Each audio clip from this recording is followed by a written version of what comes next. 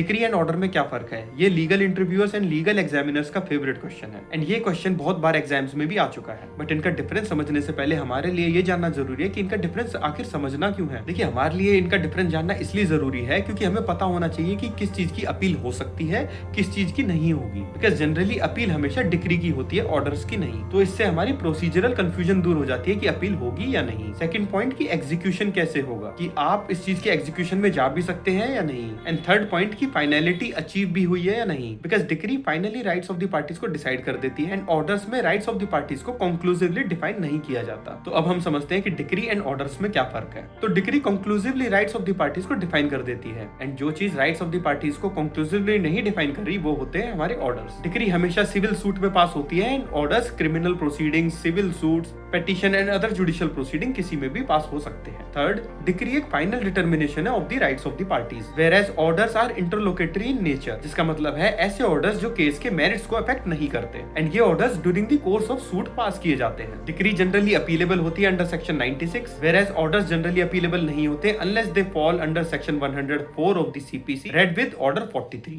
तो अगर आपका ऑर्डर इस सेक्शन में फॉल करता है तो आप अपील कर सकते हैं उस ऑर्डर के लिए। And last point, decree generally एक ही बार पास होती है in the suit, whereas multiple orders can be passed in one case।